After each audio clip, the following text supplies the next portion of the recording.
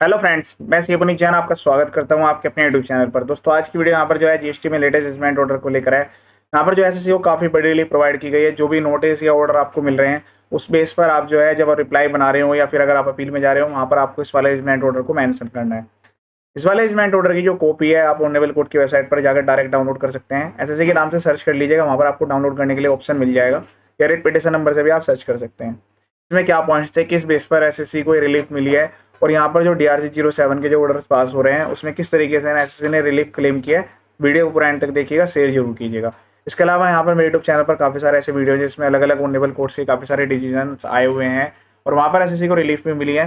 हर type के notice के replies, appeal कैसे फाइल करनी है, उनके ड्राफ्ट फॉर्मेट सब कुछ यहाँ पर अवेलेबल है। वीडियो के डिस्क्रिप्शन में से आप ड्राफ्ट्स भी डाउनलोड कर सकते हैं, तो उससे आपको काफ़ी हेल्प यहाँ पर मिलने वाली है।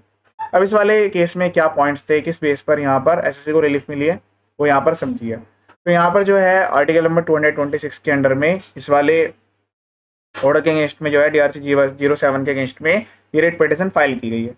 इन्होंने कहा है कि इसको क्वेश्चन किया जाए क्योंकि आर्बिट्रेरी या इलीगल नेचर की है and pass such order other orders as may deem fit. यहाँ पर रिक्वेस्ट की गई है कि सर आप यहाँ पर जो भी ऑर्डर्स पास करेंगे वो एक्सेप्टेबल होंगे और यहाँ पर रेमेंड बैक के लिए भी की गई है कि ताकि इनको प्रॉपरली न्याय मिल सके। अब ये जो असेसमेंट ऑर्डर है इसको चैलेंज किया गया है रिट पिटिशन में grounds on breach of principle of natural justice की प्रिंसिपल जो नेचुरल जस्टिस के प्रिंसिपल्स है उनका वायलेशन हुआ है। अपॉन रिसीट ऑफ सकोज notice dated this petitioner replied on 22 of August 2023। इन्होंने कहा कि जो सोकोज नोटिस आया था उसके अगेंस्ट में एसएससी ने पिटिशनर ने अपने रिप्लाई को सबमिट किया था। उसमें उन्होंने कुछ डॉक्यूमेंट्स लगाए थे, बैंक स्टेटमेंट्स लगाई थी, बैंक रिकन्सिलेशन और सीए सर्टिफिकेट्स भी वहाँ पर लगाया था। लेकिन ये चीज़ें कंसिडर ना करते हुए फिर भी इनके अगेंस्ट में इम्पंज ऑर्डर पास कर दिया गया। Learned counsel for the petitioner refer to the petitioner reply. यहाँ पर जो है पिटिशन की तरफ से लर्न काउंसिल उन्होंने कहा कि जो ये रिप्लाई है उन्होंने ऑनरेबल कोर्ट के बिफोर भी सबमिट किया। पॉइंट आउट करते हुए कहा कि जो रिप्लाई या डॉक्यूमेंट जो सबमिट किए गए हैं डिपार्टमेंट को उन्होंने कंसिडर ही नहीं किए at the time of passing of impugned order. She also point out that no personal hearing was provided to the petitioner in violation of subsection 4 of 75 section 75 of the applicable GST enactments। और ये clear है, इन्होंने proof भी कर दिया कि SSC को जो है अपॉर्चुनिटी भी नहीं दी गई है 75(4) के अंडर में। तो डिपार्टमेंट की तरफ से लर्न काउंसिल है उन्होंने नोटिस एक्सेप्ट किया। उन्होंने रेफर दिया कि जो इम्पंज ऑर्डर की बात हो रही है यहाँ पर उसके लिए इनको 3 रिमाइंडर्स भेजे गए थे। उसके बाद उससे पहले सोकोज नोटिस भी भेजा गया था, फिर 3 रिमाइंडर भेजे गए और जो प्रिंसिपल्स हैं नेचुरल जस्टिस वाले उनको प्रॉपरली फॉलो किया गया है। अब यहाँ पर किस तरीके से कंसीडर किया जा रहा है सब चीज़ को समझिएगा। On provision of the impugned order it is clear that all 3 reminders were prior to the petitioner reply. ये बिल्कुल क्लियर आ रहा है कि ये 3 जो रिमाइंडर्स हैं ये पिटिशनर के रिप्लाई के पहले के हैं। पिटिशनर रिप्लाई दिया उससे पहले के रिमाइंडर्स हैं।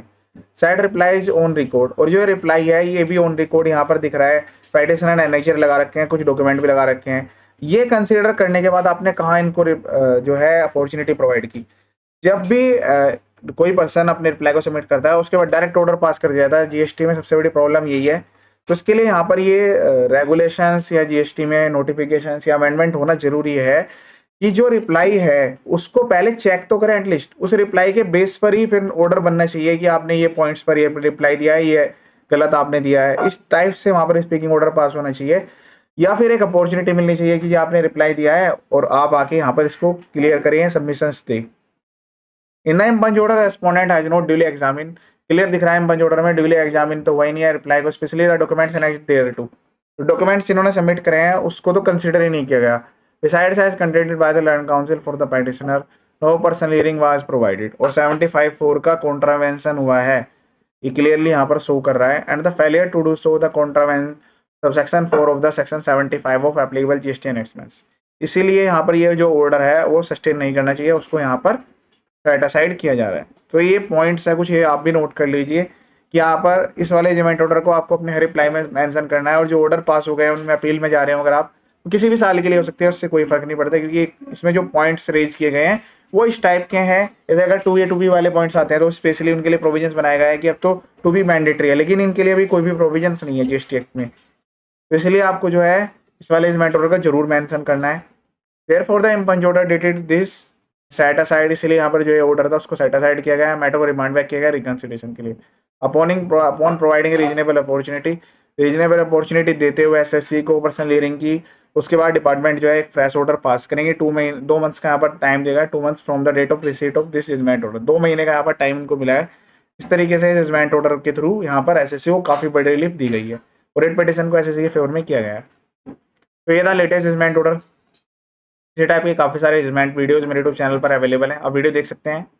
चैनल का जो पर्पज है फुली एजुकेशनल है। यहाँ पर हर टाइप के नोटिस के रिप्लाईज, उनके ड्राफ्ट्स, अपील के ड्राफ्ट फॉर्मेट्स, क्या क्या अटैचमेंट्स लगेगी, कैसे प्रोसीड करना है, सब कुछ यहाँ पर वीडियो में बताया गया है। चैनल को सब्सक्राइब कर रहना करें, वीडियो जरूर देखिए। चैनल का जो पर्पज है फुली एजुकेशनल है। ये वीडियो देखने के लिए थैंक यू सो मच।